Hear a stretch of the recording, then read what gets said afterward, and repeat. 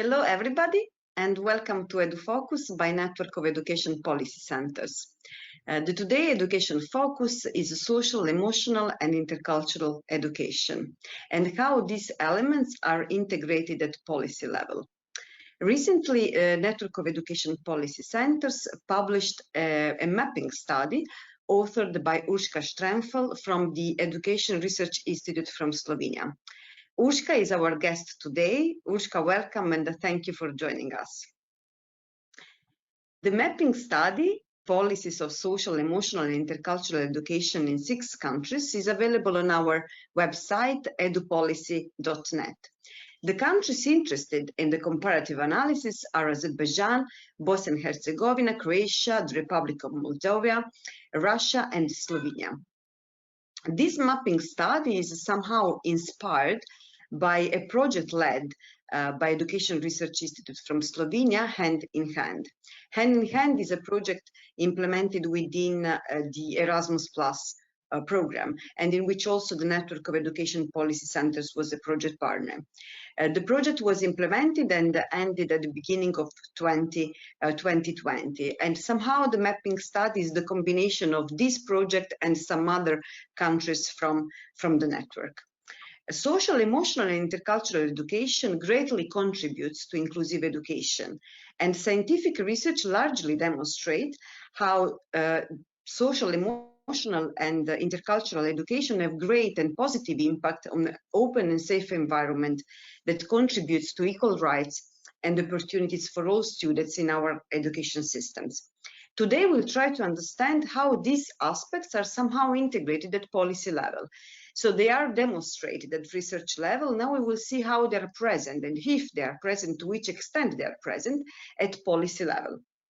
So let's start our conversation. Urška, once again, thank you for joining us today. How is in Slovenia? How are you? Fine, thank you. Hello, and thank you for the invitation, and also hello to all of you who are following this EduFocus. Okay, so let's start from the beginning. We always start from the beginning, from the definition. So it's quite clear in education, but I guess in all sectors, that having the clear definition of our concept is very much connected to how much the implementation will be coherent. So how social, emotional, and intercultural aspects are represented in the policy documents that you have compared in these 6 countries? And can we recognize all the 3 components, so the social, the emotional, and intercultural ones? First of all, it should be said that the field of, say, competencies, say, I will use it for social, emotional, and intercultural, is very broad field. It has been conceptualized by various theoretical backgrounds. For example, in the Hand2 Project, USA-based Collaborative for Academic, Social and Emotional Learning, CASEL, served as a foundation for conceptualization of social and emotional learning, while Hand-in-Hand conceptualization of intercultural competencies brings together PISA and Dirdov's model of global competence, Barham's model of intercultural communicative competence, as well Bennett development model of intercultural sensitivity. Furthermore, say education varies across cultural contexts, since the very definition, what is to be socially and emotionally competent, varies considerably and sometimes also diametrically between the cultures. And at the same time, the educational system around the world significantly differ depending on their historical background, constitutional order, political priorities, and stage of development. And considering these facts in the mapping study, we estimated that participating countries, Azerbaijan, Bosnia and Herzegovina, Croatia, Republic of Moldova, Russia, and Slovenia have developed specific definitions, goals, and policy measures for supporting, say, education in their educational practices. For the purpose of the mapping study, different national policy documents have been analyzed, such as national legislation, strategies, and also more operational ones like the curricula. The review of national policy documents reveals there is no single approach to mentioning, conceptualizing, or defining, say, education in participating countries. And it can be argued that social and emotional intercultural education in all participating countries is addressed as important part of educational process, particularly in more recent policy documents. So there is seen some development in the field in all of the participating countries. And in all participating countries, say education goals are incorporated in educational sectoral laws, so in the field education. In most countries, Croatia, Moldova, Russia, and Slovenia, say competencies are also part of the long-term educational strategies as well, for example, like the white paper in Slovenia. And in Azerbaijan, they are involved also in national strategies. So there is evident some importance which is recognized at the state, not only the sectoral level. A special case is Croatia, where social, emotional, and intercultural competencies are treated like the intersectoral topic between the health and education. Nevertheless, there is a lack of explicit and clear definition of say education, and say education is implicitly treated mainly as part of some broader educational concepts. So there is no concrete definitions, but in some broader terms, such as the mental health in Croatia, safe and supporting learning environment in Slovenia, optimal development of the child in the Bosnia and Herzegovina, initiative spirit capable of self-development, being open to intercultural dialogue in Moldova, and part of human capital development in Azerbaijan, and the development of tolerant society in Russia. So they are quite different definitions, but at the same time not very concrete.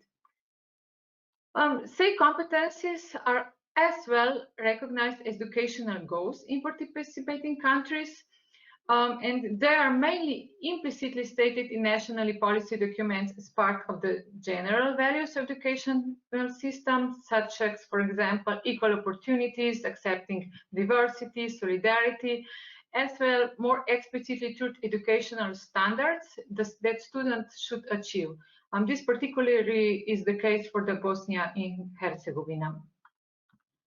In some countries, these goals are put alongside the cognitive development, such as in Moldova, where emotional well-being is understood as a balance in supporting academic achievement, and Slovenia, where one of the main goals of education system is promotion of cognitive, emotional, and social development of the child.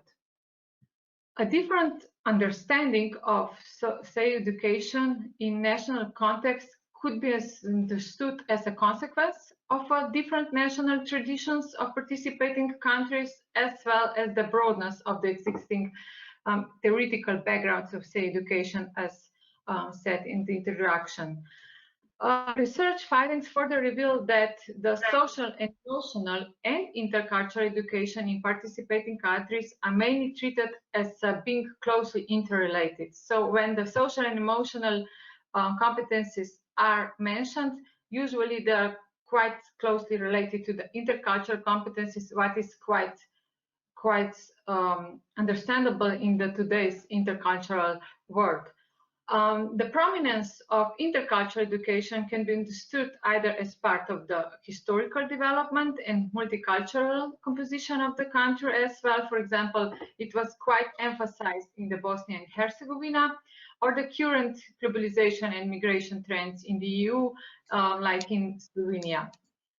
Alignment with the EU policy agenda, key competencies of lifelong learning, social competencies, and so on, is as well evident for the EU member states, Croatia and Slovenia, and also in Moldova as a country with the EU association agreement at the moment. To conclude, in my opinion, the clear and coherent definitions of, say, education in different policy documents will contribute even to a higher visibility of the field and the greater coherence of different stakeholders in its implementation. And for policies to be effective, it is important that their goals are clearly stated, and this would sharpen the focus of different stakeholders in the pursuit of these goals, while also improving the chances that their achievement is then properly measured. Okay, thank you very much, Urška. It sounds like very for this very let's say broad answer. We really got a lot of information there. And my general feelings is that we have started, we are on good track, but still maybe we are still finding our way. So in this situation in which, as far as I understood, we have broader understanding, but let's say we need some more concrete focus. Let's see if we can get this more concrete focus through some measures that countries have adopted. So various national systems have adopted different measures for promoting, say, education. Can you maybe provide some examples so that we can better understand the focus of, say, in these countries?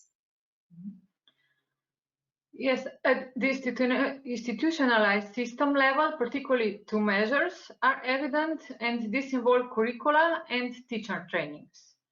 As regards the curricula, which have been recognized as the most systematic, regular, and competence-based form of, say, experiential learning, the analyzed national approaches can be divided in two groups. In the first group, there are countries in which, say, competencies development is addressed in a distinct subject. In Azerbaijan, the mandatory subject life skills is implemented from grade 1 to 6 from 2014 onwards as an integrative subject that helps to form and develop knowledge, skills, and values necessary for the self-perception and self-realization of individuals from a biological, psychological, social, and spiritually point of view. It is quite concretely defined. In Moldova, in addition to a new subject of personal development implemented from the school year 2019-2020 onwards, very new subject, the same competencies are involved in several optional subjects as well. And in Croatia, the subject personal and social development, organized around 3 overarching themes: me and others, and me and society, has been introduced with the 2016 educational reform. So these are the countries where the distinct subjects exist. For example, it is interesting that none of the other EU countries which we researched in other part of the Hand project, so Sweden, Germany, and Denmark, do not have this distinct subject. So this was quite a new finding in this mapping study.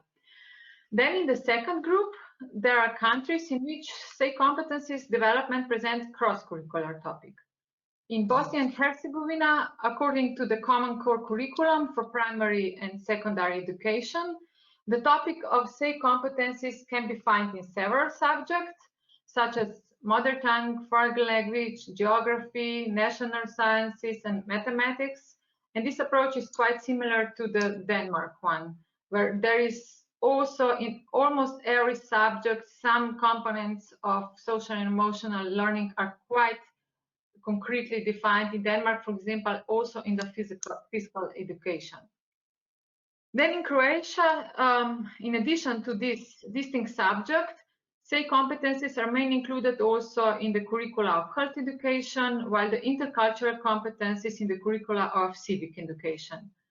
The new curricula framework, still being in the testing phase in the Croatia, promotes personal and social development as a generic competence and highly cross-curricular topic. In Slovenia, for example, in addition to high attention to the intercultural topics, the curricula of several subjects in primary school state that they should contribute to cognitive, emotional, and social skills, what is true also for extracurricular activities in Slovenia. In Russia, the emotional development is included to the subject area of philology, art and visual arts, music and physical culture, while intercultural learning is concentrated in the subject area of foreign languages. The same cross-curricular approach is identified also in Bosnia and Herzegovina, Croatia, and Slovenia and Russia. In the same approach as mentioned is also evident in Denmark, where the development of say competencies is explicitly evident almost all subjects as already mentioned.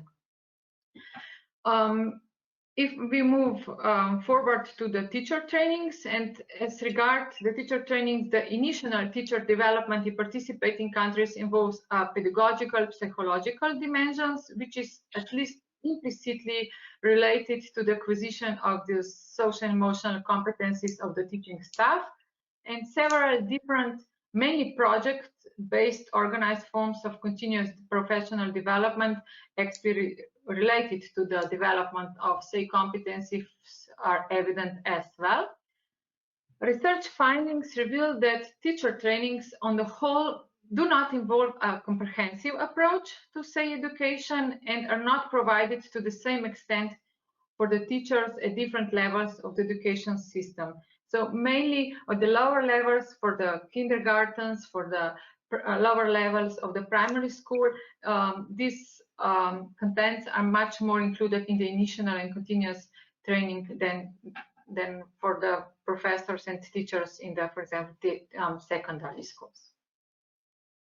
Okay, thank you, Urška. I think that we can now go a little bit even another step within the practices, if maybe through the implementation of Hand2 Project or through this comparative study, you would like to share an examples of good practices of, say, related to, say, competences classroom level, maybe related to the curricula or according to your experience with Hand2. Mm-hmm. Various school and classroom measures for promoting social and emotional education are evident in the participating countries, and these measures are mainly voluntary based and project oriented. Measures promoting say learning at the school level represents a platform for the exchange of good practice between the professionals, specialist support to some groups of the students, partnership with non-governmental organization, parent involvement, self-evaluation, and various financial initiatives. According to the mapping study, classroom measures are quite rare in participating countries. What can be explained that general curricula is so much comprehensive, and a lot of this subject which should be covered, that this place to additionally place this social emotional component in addition to all these prescribed topics sometimes then is missing. But the most common classroom measures which was identified is individualized support programs to prevent low achievement, discrimination, and social exclusion. And these were identified in Azerbaijan, Bosnia and Herzegovina, Moldova, and Slovenia. It can be assumed that several other classroom activities associated with social, emotional, and intercultural competencies are being implemented in these countries in practice. However, they are not evident in the official national reports on which the mapping study is based. It should be noted that although these voluntary and project-oriented measures have several advantages in terms of enabling the adaptation of the local needs, innovation development, and flexibility in implementation, they do not guarantee a permanent, coherent, and national-wide systemic approach to the promotion of, say, education. In my opinion, providing the right balance between national measures like a top-down approach and these classroom measures like bottom-up approach present a challenge and a promising way of mainstreaming, say, education. Yeah, thank you very much, Urška, for mentioning this aspect, because this is something that is always the issue in the analysis of education systems. And also the mapping study shows that one of the most common issue in education is the gap between policy and practices. And hand in hand, actually, the Hand in Hand 2.0 that we have just started recently, the implementation also focus on educational staff, on professional development for educational staff, which is crucial to overcome the gap between policy and practice. So just to have a glance at the future, how the Hand in Hand 2.0 will address the teacher empowerment for say competencies? From different ways. Firstly, the Hand2 project is based on the theoretical dispositions that say competencies held by teachers and other school staff are recognized as being vital not simply for the development of students' social and emotional competencies, students' behavioral and academic outcomes, student-teacher relationships, and student learning and development in general, but also for the well-being of teachers and school staff. Secondly, the Hand2 project is based on the lessons learned within the Hand1 project, and the qualitative evaluation of the Hand1 project revealed that the participating teachers very highly valued teacher trainings in this field, in terms that they provide competence exactly needed for their well-being, work, and professional development. At the same time, they exposed that the importance of the full school approach in developing, say, competencies of school staff and the need for continuous supervision of their, say, competencies development. And thirdly, the European Commission published the policy report and the call, which exposed several actual challenges of teacher profession around the EU, including shortage of teachers due to lack of teachers attracted to the profession and too many teachers leaving the profession early, low motivation for continuous professional development, and so on, burnouts and so on. So taking into consideration all these three facts, so research findings about the importance of teacher competencies, say competencies, lessons learned with the Hand1 project, and the current challenges of teacher profession in the EU, the Hand2 project, entitled Hand in Hand Empowering Teachers Across Europe to Deal with Social, Emotional, and Diversity-Related Career Challenges, shortly Hand Empowering Teachers, started at the beginning of this year, as mentioned, and it brings together 11 partners from 7 EU countries, Slovenia, Austria, Croatia, Denmark, Germany, Portugal, and Sweden, and NEPT as an international policy network.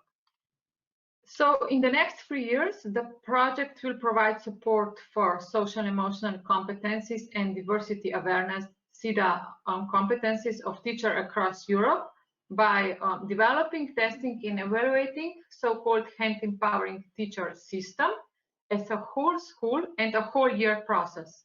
So it will be, in comparison to the Hand1, the whole schools will be included, like a whole school approach, and these trainings will last during the whole school year, not only just for a few days. The program will be implemented in 6 to 10 schools in each of the participating countries. It will include 100 to 150 teachers in each of these states. And based on the evaluation results and their policy contextualization, the guidelines for policy and practice will be prepared, contributing to the common EU policy framework to improve conditions of teacher personal and professional development in the field. The project consortium believe that the SIDA competencies can help teachers to make more ownership of their career, learning and development needs, and to manage their professional learning and their careers more efficiently.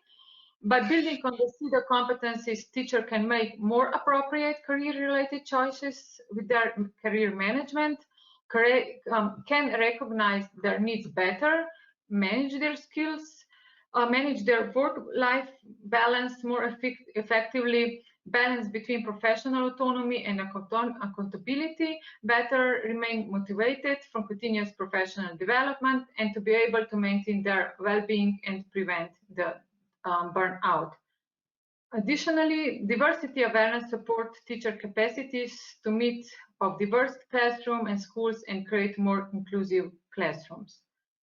Our aim is therefore to demonstrate that teachers see the competencies developed in effective, innovative, and participatory models of continuous professional development programs, like developed in the Hand2 project, present an innovative and effective solution to the current EU policy problems and needs.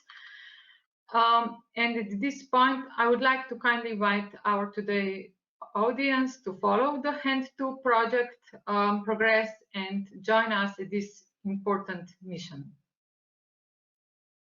Thank you very much, Urška. The project is very inspiring for all of us, for all the consortium, and I really hope it will be another successfully implemented project led by ERI.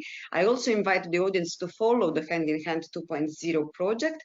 And once again, the mapping study is available at the publication section of edupolicy.net. Thank you very much, Urška, for the today information, for this brief presentation of the mapping study in Hand project that hopefully will inspire practitioners and policymakers to make a step forward, say, competencies in our education systems. Thank you very much, Urška, and see you at next EduFocus by NEPS. Bye. Bye.